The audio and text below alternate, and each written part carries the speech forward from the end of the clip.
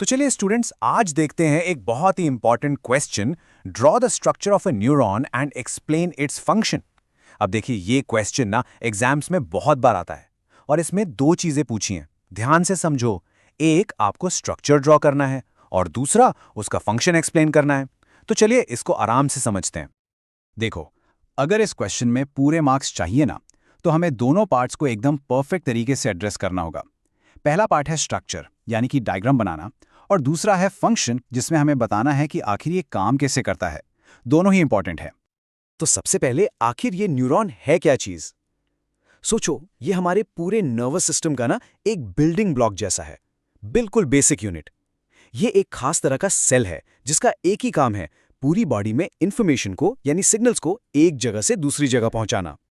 और ये स्क्रीन पे जो आप देख रहे हो, ये है इसकी परफेक्ट डेफिनेशन। एग्जाम में बिल्कुल यही लिख कर आना है। ध्यान से पढ़ो। A neuron is a specialised cell that receives, processes and transmits information through electrical and chemical signals. Simple भाषा में कहें तो ये इंफॉर्मेशन लेता है, उसको प्रोसेस करता है और आगे भेज देता है। बस यही पूरे नर्वस सिस्टम की नींव है। चलो अब इसके स्ट्रक्चर को थोड़ा डिटेल में देखते हैं।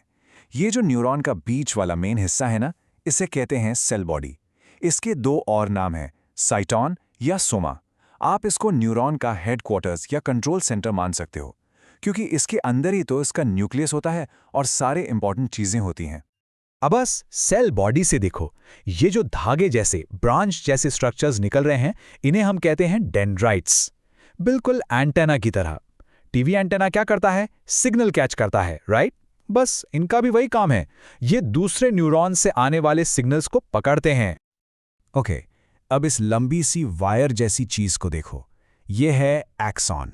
जब सेल बॉडी में सिग्नल प्रोसेस हो जाता है, तो एक्सॉन का काम है उस सिग्नल को एक तार की तरह आगे ले जाना, सेल बॉडी से दूर।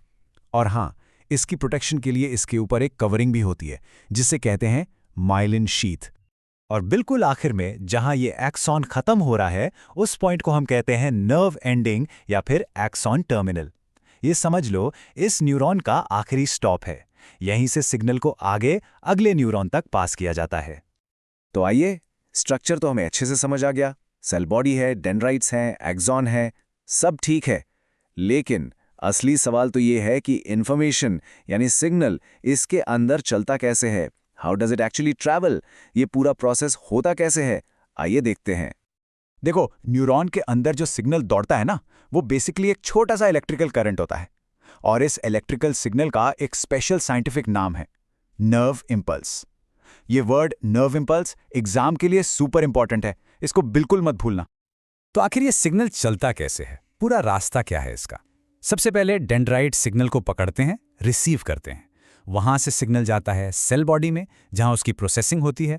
फिर वहां से ये इलेक्ट्रिकल सिग्नल यानी हमारा नर्व इंपल्स लंबे से एक्सॉन के थ्रू दौड़ता है और फाइनली नर्व एंडिंग पर पहुंचकर ये अगले न्यूरॉन को दे दिया जाता है। सिंपल। लेकिन यहाँ एक ट्विस्ट है, बहुत इंटरेस्टिंग चीज है। हमें लगता है कि सारे न्यूरॉन्स एक दूसरे से चिपके हुए होंगे, है ना, एकदम जुड़े हुए। पर ऐसा बिल्कुल नहीं है। एक न्यूरॉन जहां खत्म होता है और दूसरा जहां शुरू होता है, उनके बीच में एक छोटा सा माइक्रोस्कोपिक सा गैप होता है। अब सोचो, सिग्नल इस खाली जगह को पार कैसे करेगा? इस छोटे से गैप का नाम है साइनैप्स। और यहां पर एक जादू होता है। यहां आकर इलेक्ट्रिकल सिग्नल केमिकल सिग्नल में बदल जाता है। जो नर्व एंडिंग है ना, वो कुछ स्पेशल केमिकल्स छोड़ता है। इन केमिकल्स को कहते हैं न्यूरोट्रांसमीटर्स। और यही केमिकल्स उस गैप को तैरकर पार करते हैं और सिग्नल को अगले न्यूरॉन तक ले जाते हैं। तो अब अगर एग्जाम में फंक्शन लिखना हो तो उसे आसान तरीके से कैसे लिखेंगे? 3 सिंपल वर्ड्स याद रखो, अक्वायर, कंडक्ट और ट्रांसमिट। सिंपल। पहला, डेंड्राइट्स इंफॉर्मेशन को अक्वायर करते हैं यानी लेते हैं। दूसरा, एक्सॉन उस इंफॉर्मेशन को नर्व इंपल्स के फॉर्म में कंडक्ट करता है यानी आगे ले जाता है। और तीसरा, नर्व एंडिंग उस इंफॉर्मेशन को सिनैप्स के पार ट्रांसमिट करता है यानी आगे भेजता है। बस इतना ही लिखना है। और हाँ, एक चीज बिल्कुल मत भूलना, बायोलॉजी में डायग्राम के मार्क्स अलग से मिलते हैं। अगर डायग्राम नहीं बनाया या गलत बनाया तो मार्क्स गए। इसलिए एक साफ सुथरा, अच्छे से लेबल किया हुआ डायग्राम बनाने की प्रैक्टिस जरूर कर लेना। एक एक पार्ट का नाम बिल्कुल सही होना चाहिए। वी होप आपको वीडियो अच्छा लगा होगा और क्वेश्चन से रिलेटेड कॉन्सेप्ट्स क्रिस्टल क्लियर हो गए होंगे। Will see you in next video. Till then, tata, bye bye.